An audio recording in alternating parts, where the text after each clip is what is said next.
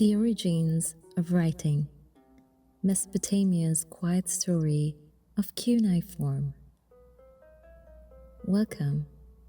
Tonight, we embark on a gentle journey, one that stretches back thousands of years, to a time when people were just beginning to discover the power of the written word. As you settle in and relax, let this story fill you with calm and let your thoughts drift like the soft breeze on an ancient river. Close your eyes and imagine a quiet land, Mesopotamia, where two great rivers, the Tigris and Euphrates, flowed gently through the plains. This peaceful place, often called the cradle of civilization, was home to one of humanity's most profound discoveries, writing. And tonight, we'll explore how it all began. Chapter 1: The Birth of Writing. Picture a peaceful village in ancient Mesopotamia, where the warm sun sets over the clay brick houses. In one of these homes, a scribe sits at a small table made of smooth stone. In front of him is a soft, wet clay tablet. As the scribe picks up a reed stylus, he presses it gently onto the clay, making tiny wedge-shaped marks. These simple impressions, lines, curves, and dots, are what we now call cuneiform, the earliest known writing system. Take a moment to imagine the quiet rhythm of his hands, the steady tapping of the reed against the clay. Each mark is made with care and precision, yet it is peaceful, like the soft rustling of leaves in the wind. In these quiet moments, something magical is happening. Words and ideas are being captured for the very first time. These ancient symbols tell stories of trade, of kings and gods, of people's lives and their dreams. It is hard to imagine a time when writing didn't exist, but before cuneiform, ideas and memories were passed down through word of mouth, through song and stories. Now, with these soft strokes on clay, Mesopotamia was giving birth to something that would change the world forever. Let your mind rest here for a moment on the simplicity and beauty of the written word as it first began. Writing, born from the quiet hands in a quiet world. Chapter 2: Writing as a tool of connection and memory.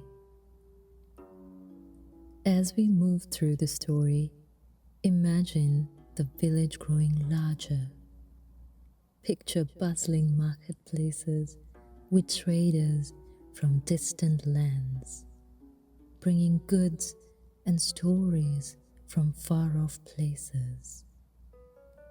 With the growth of trade came the need for record keeping, a way to remember who had sold what to whom and for how much. Writing became the tool for this, a way to track goods, manage the affairs of temples and palaces, and organize the flow of life. But it wasn't just about business, it was about preserving stories.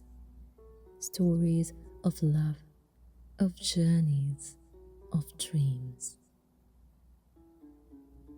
Imagine a peaceful evening where a father sits beside his child, reading from a soft clay tablet.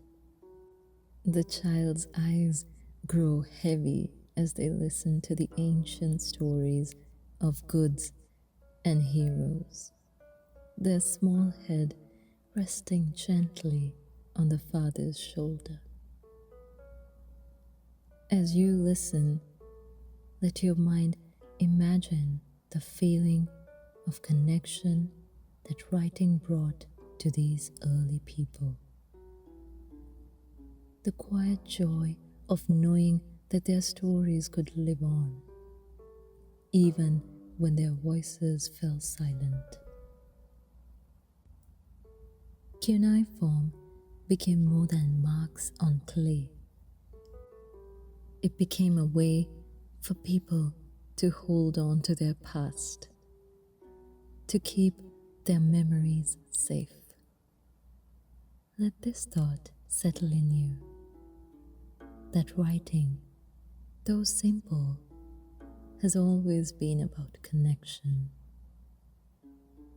about keeping the stories of the heart alive, no matter how much time has passed. Chapter 3: The Evolution of Cuneiform, a tool for the world. Now, picture the writing itself evolving. At first, the marks were simple pictures, an ear of wheat to mean wheat, a fish to mean fish. But as time passed, these symbols became more complex, more refined, as scribes discovered they could capture not just objects, but ideas, emotions, and even the sounds of language itself. Imagine sitting with the scribes in their workplace, where the quiet tapping of reeds on clay fills the air. Each new mark was a step towards something greater, a new way of communicating, of making thoughts visible. The scribes weren't rushed.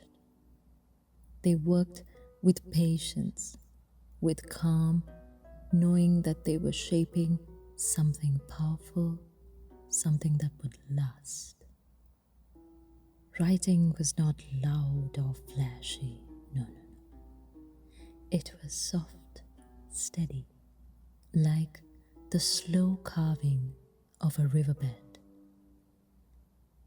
And in this stillness, it grew, spreading across the world, carried by traders and explorers. From Mesopotamia, it would eventually touch the hearts and minds of people in Egypt, Greece, and beyond. Let this image calm your thoughts, the gentle spreading of knowledge, carried softly on the wind from one person to the next. across time and space.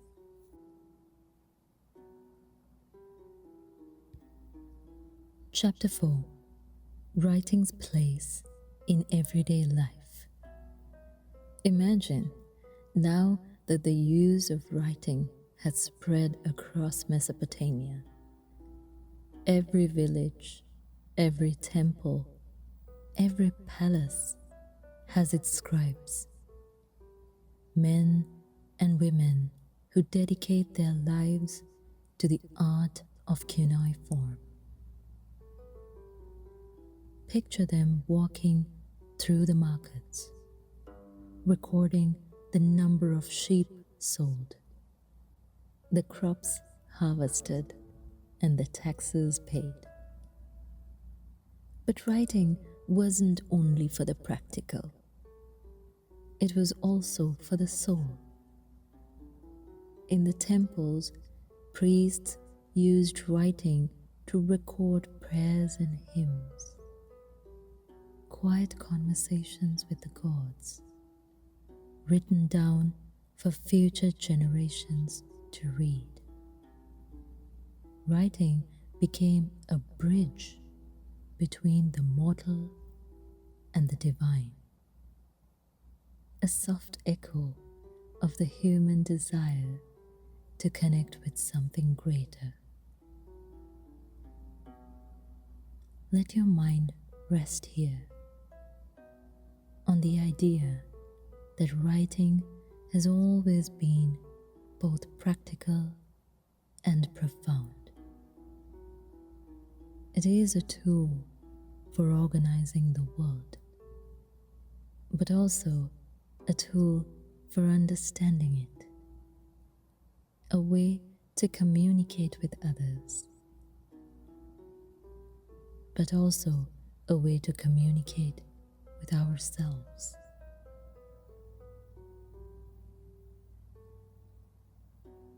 Chapter 5: A Quiet Legacy, the Gift of Writing. As we come to the end of our journey, let's take a moment to reflect on the quiet power of writing. From its humble beginnings in Mesopotamia, it grew into one of humanity's greatest tools. And it all began with a soft mark in clay, made by hands that were calm, patient, and full of hope. Imagine that ancient scribe again, sitting quietly at his table, pressing his stylus into the soft clay.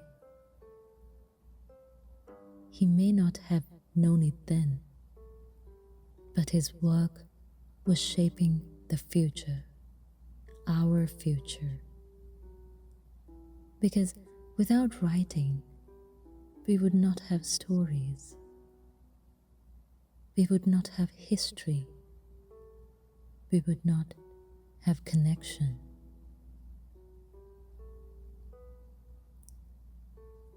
As you drift off to sleep,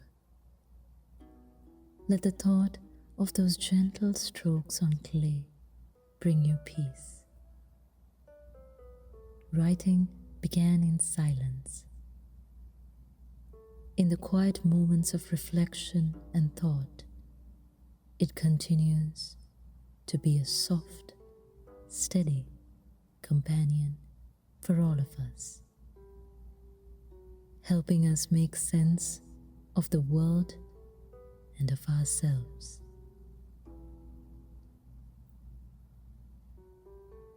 May the gentle story of writing bring you comfort, and may you find rest in the knowledge that even the smallest marks can leave a lasting legacy.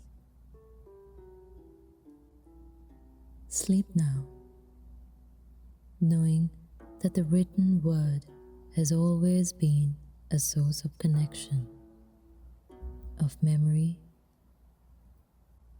and of peace. The story of writing is the story of humanity. May you dream of soft, ancient hands crafting the first words in the quiet of the night.